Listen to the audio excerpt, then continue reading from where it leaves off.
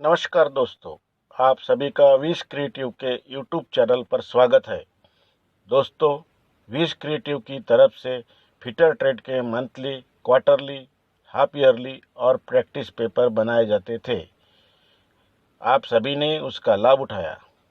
अभी हमने प्रयास किया है कि थ्योरी की ज़्यादा से ज़्यादा जानकारी आपको मिले, इसलिए ट्रेड थ्योरी के चैप्टर के हिसाब से वीडियो लेसन बनाए हैं।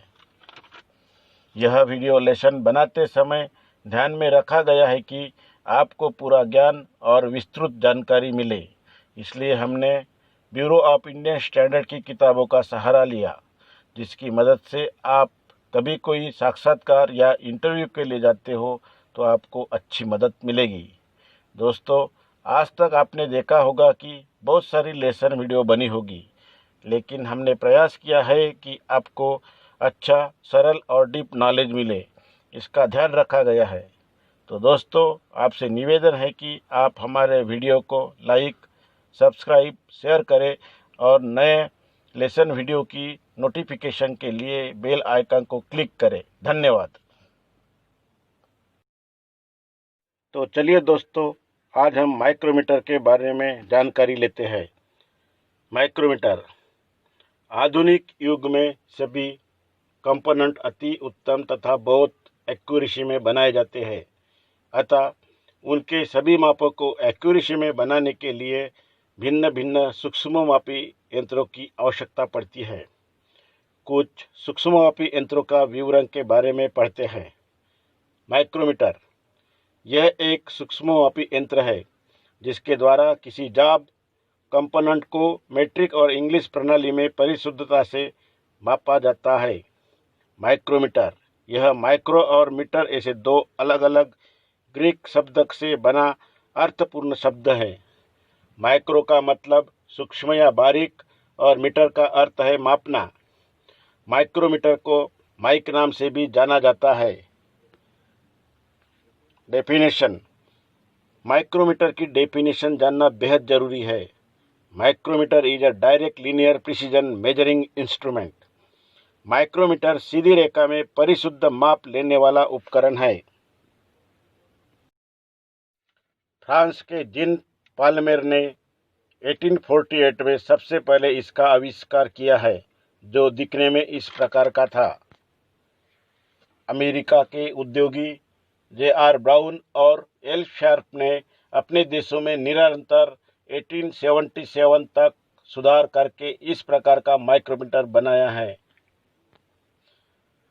1885 तक इन दोनों ने थोड़ा बहुत सुधार करके जो माइक्रोमीटर बनाया है वही आज तक अपनाया गया है। सभी प्रकार के माइक्रोमीटर नट व बोल्ट की पिच के सिद्धांत पर आधारित होते हैं तथा स्क्रू और नट की तरह कार्य करते हैं। इसी कारण माइक्रोमीटर को स्क्रू गेज नाम से भी जाना जाता है। जिस तरह नट को बोल्ट में घुमाया जाता है और वो दिए गए पिच से आगे पीछे मूव करता है, उसी प्रकार माइक्रोमीटर के थिम्बल को घुमाने पर स्लीव के अंदर से दिए गए पिच से माइक्रोमीटर का स्पिंडल फ्रेम में से आगे पीछे मूव करता है। प्रणाली के आधार पर माइक्रोमीटर के दो प्रकार होते हैं, एक मेट्रिक माइक्रोमीटर और दूसरा ब्रिटिश माइक्रोमीटर। मेट्रिक माइक्रोमीटर में मिलीमीटर में और ब्रिटिश माइक्रोमीटर में इंच में माप ले सकते हैं। एक्यूरेसी।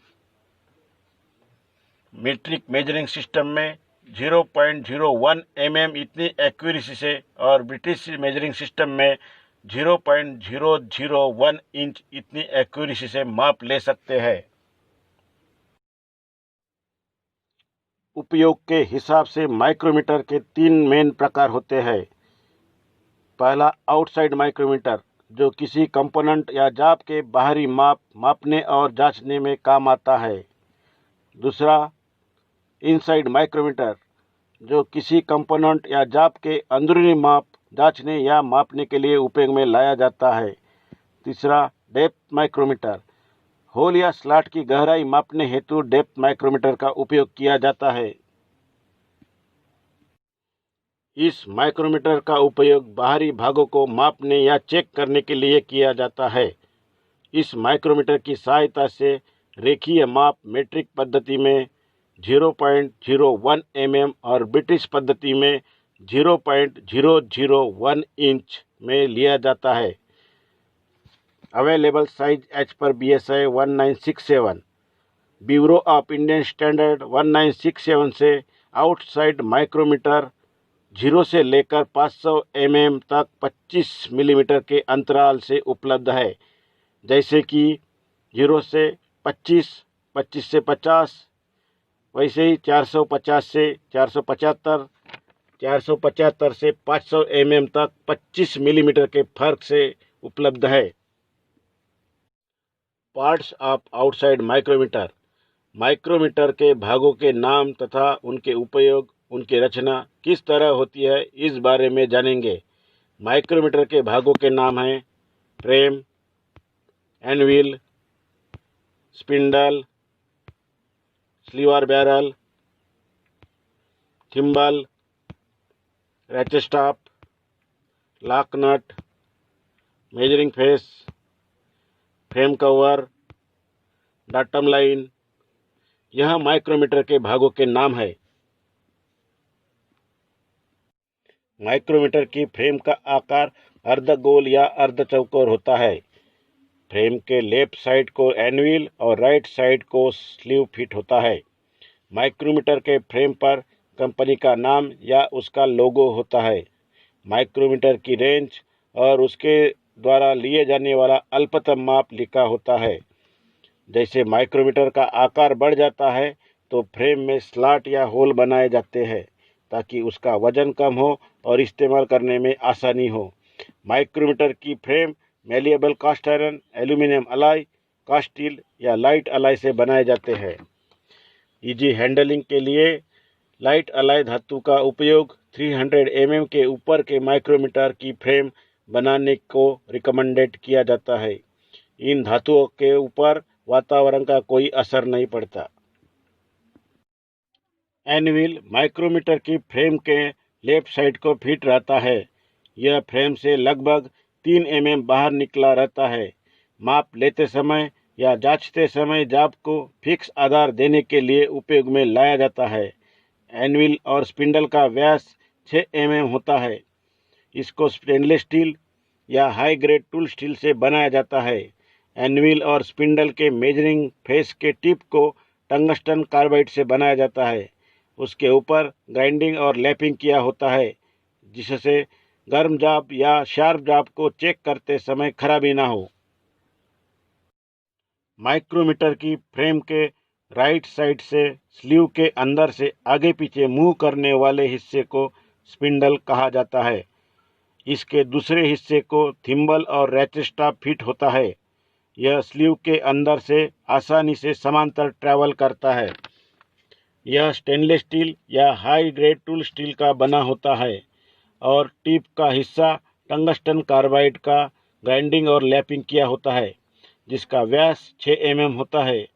एनविल और स्पिंडल के मेजरिंग फेस की शार्प एज को 0.1 mm तक चैम्पर किया रहता है। इसको स्लीव और बैरल कहा जाता है। यह फ्रेम के राइट साइड को फिट किया रहता है। यह हाई ग्रेड टूल स्टील या निकेल क्रोमियम स्टील से बनाया जाता है। इसके ऊपर डल फिनिश किया जाता है। इसके अंदर थ्रेड काटे हुए होते हैं। स्लीव के ऊपर एक लंबी रेखा अंकित होती है, जिसे हम डाटम लाइन या इंडेक्स लाइन कहते हैं। इस लाइन के ऊपर और नीचे मेट्रिक या ब्रिटिश में ग्रेजुएशन होती है। इस ग्रेजुएशन लाइन की थिकनेस 0.08 से 0.2 mm तक मोटाई होती है। इस ट्यूब को समायोजित करने के लिए होल दिया होता है, जिसे हुक स्पैनर या सी स्पैनर से समायोजित करने में आसानी होती है। इस ट्यूब का डायमीटर 10 mm से कम नहीं होना चाहिए। थिम्बल निकेल क्रोमियम स्टील के ट्यूब से डल फिनिश में बनाए जाते हैं। इसके बेवल हिस्से का कोण 10 डिग्री से 20 डिग्री के बीच होना चाहिए। थिम्बल स्पिंडल को जुड़ा होता है। इसको हाथ से घुमाने के लिए डायमंड नर्लिंग किया होता है। इसके बेवल हिस्से पर समान दूरी पर ग्रेजुएशन होती है। स्लीव और थिम्बल की ग्रेजुएशन फेस का अंतर 0.4 mm से ज़्यादा नहीं होना चाहिए। रैचेट स्टॉप यह थिम्बल के पिछले सिरे के साथ जुड़ा रहता है। प्रत्येक मनुष्य की शक्ति अलग अलग होती है। माइक्रोमीटर से रीडिंग लेते समय मनुष्य की ताकत के अनुसार रीडिंग कुछ कम या अधिक हो सकती है। इसी कमी को दूर करने के लिए माइक्रोमीटर के साथ रैचेट स्टॉप लगाया जाता है।